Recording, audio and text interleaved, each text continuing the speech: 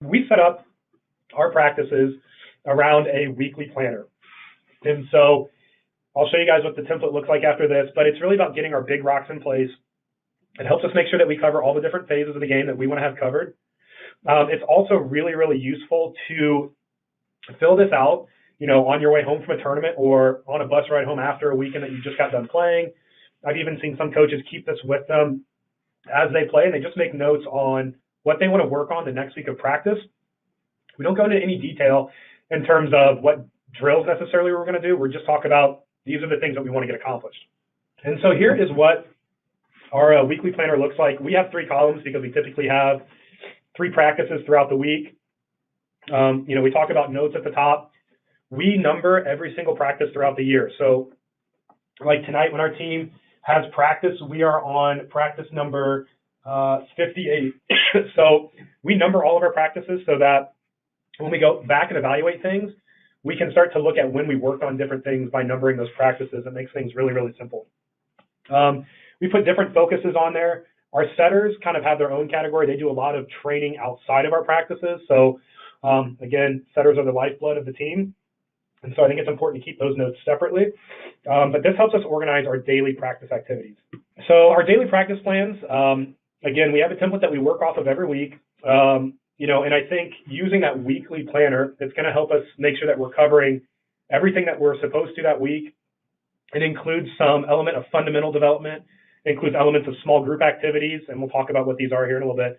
And then we talk about 6-on-6. For us, we typically only do about 4 to 6 activities per practice. And so one thing that we're really trying to get our coaches to focus on here is I think there's kind of an epidemic of coaches jumping into YouTube, typing in out of system attacking or out of system offense or something specific to a problem that they currently have. They watch a drill on YouTube and they expect the drill to solve their problems.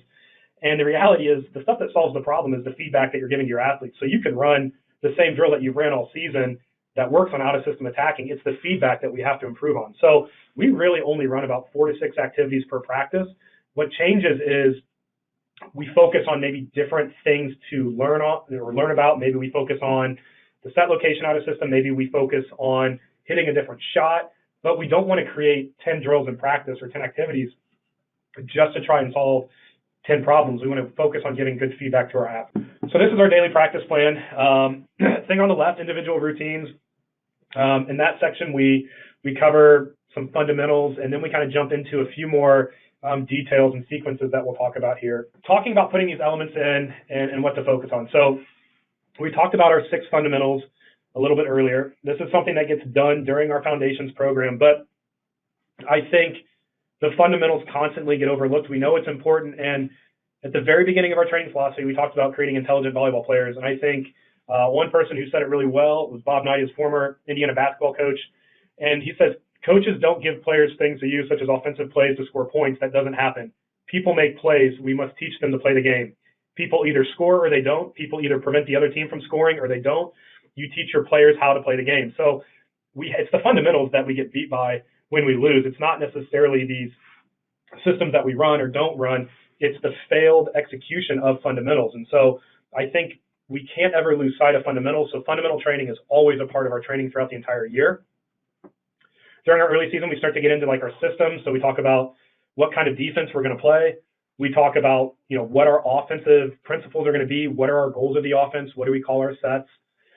We talk about serve receive in our system. So we want to have different ways to solve passing problems, whether it be with 2 passers, 3 passers, 4 passers, stacking in a rotation, splitting our hitters, whatever it may be. And then we also kind of jump into the components of what our system is. So what are the principles of our systems? And what are some tactical and situational things we may do to solve problems?